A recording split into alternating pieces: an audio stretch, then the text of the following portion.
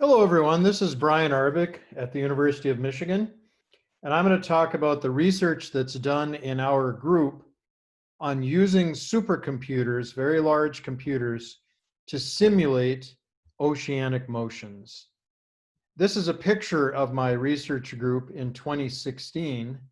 It shows the graduate students, postdocs, and undergraduates that are working on various research projects.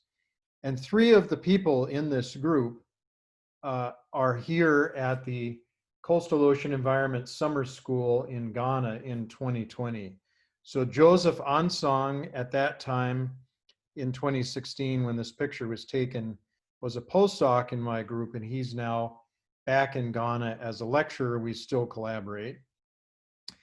Anna Savage was finishing up her PhD, and she's now doing a postdoc at Scripps Institution of Oceanography in California, and she's working with us with the school this year. And Paige Martin was a graduate student at that time, and she's now going off to do a postdoc at Columbia University, and we're still trying to get one of her PhD papers finished. So the research in our group is on using supercomputers to simulate oceanic motions. Here's the research group as of 4 years ago.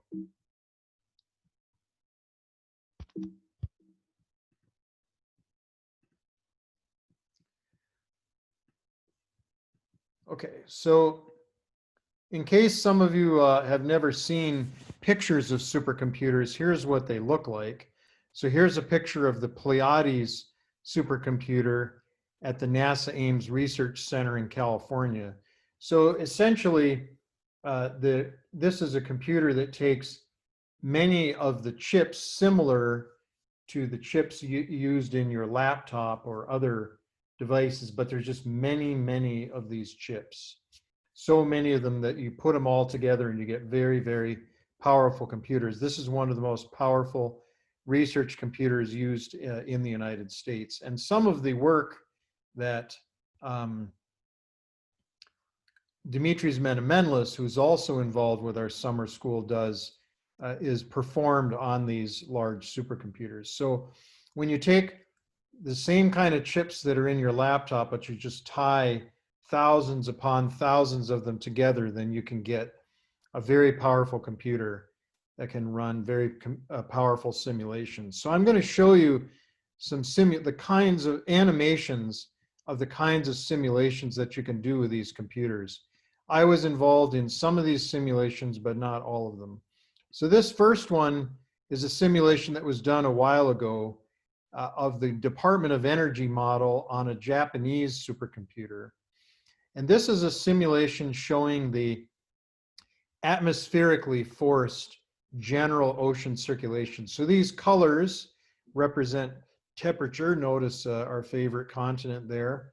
And so these red colors are warm temperatures in the tropical and equatorial latitudes, and the blue colors are cold temperatures in high latitudes. And so if you look carefully as this counter goes by in time, you can see these temperatures migrating north and south with the seasons. Now, as well as the temperatures, what you're also seeing here is sea surface height, which are these things here, these contours. They look like little mountains. And so you see that there are certain regions in the ocean where there's very strong currents. The Kuroshio current off of Japan, the Agulhas current off of East Africa, which then blends into the Antarctic circumpolar current down here at high southern latitudes. These very strong currents have these spinning features called mesoscale eddies, which is kind of the ocean equivalent of atmospheric weather systems. They can be high and low pressures, and they spin in a direction that can be easily predictable based on which hemisphere they're in. So this is a simulation of what the ocean looks like if it was forced only by the atmosphere. The air-sea heat exchange sets the temperatures, and you have very strong currents in certain regions, which then generate these very strong vortical eddies. So that's what you get in a model forced by the atmosphere. Now, what if you forced a model only by the tides? Then that's this simulation here. And this is actually an animation of a simulation that was done by me when I was a postdoc at Princeton University and NOAA Geophysical Fluid Dynamics Lab about almost 20 years ago now. So it shows the M2 tidal heights. M2 stands for moon twice daily. That's the largest tidal frequency. And this is showing the sea surface height anomaly associated with that. The blue colors are negative, that means it's a low tide. The red colors are positive, that means it's a high tide. And you can see these tidal patterns propagating around the world. So here's a high tide coming in with a red color, and then it switches over to a blue color, which is a low tide. And they're propagating around the Pacific basin. This is a global model, but we're just showing most of the Pacific. They're propagating around in a direction that's predictable by theory. The theory also predicts that the scales will get much smaller in shallow coastal areas compared to the open ocean. Now these tides not only force the sea surface to move up and down, but they also drive currents. And when the currents flow over topographic features such as Hawaii, they cause vertical motions up and down. And these vertical motions in a stratified fluid make the interface between the less dense upper layers and the more dense lower layers move up and down. And that is what you're seeing here. So you see this is the interfacial height anomaly, the interface between the layers. In this case, we just simplify the ocean down to a 2-layer model, light on top, heavier on the bottom. The interface moves up and down at tidal frequency. And so the vertical motions are much greater. And so that's why the scale switches from meters on the left to decimeters on the right. The horizontal scales, as you can see, are much smaller. So these motions move up and down. This is below the surface of the ocean, though. This is well below the surface of the ocean. These motions are moving up and down at tidal frequency. And because they're below the surface, they're called internal tides. And they're strong in certain areas, such as around Hawaii, the French Polynesian Islands, and other areas. Now, I did these simulations in collaboration with a scientist named Harper Simmons, as well as others named Bob Hallberg and Steve Garner. And Harper Simmons made a nicer movie of his simulations. So I'm going to show this same phenomena in his movie, which used a more aesthetically pleasing color bar and also started from rest so that you can see the waves build up from zero and then start to get very large. So you see this, here's the waves getting larger and larger as they build up over time in places like Hawaii, French Polynesians, and so forth, Polynesian Islands, and so forth.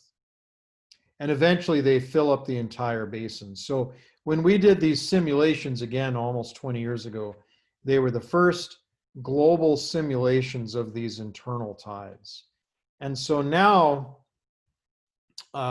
what we're doing now for a new frontier is to take models where we have tidal forcing and atmospheric forcing at the same time. And here's an animation of that. And so I won't get into the details, but you can divide the sea surface height, or SSH, into steric and non-steric components. And the steric component on the bottom is dominated by those large scale blobs that rapidly propagate around the basin, also at high frequency. The steric sea surface height, you see these low frequency features here that are changing very slowly.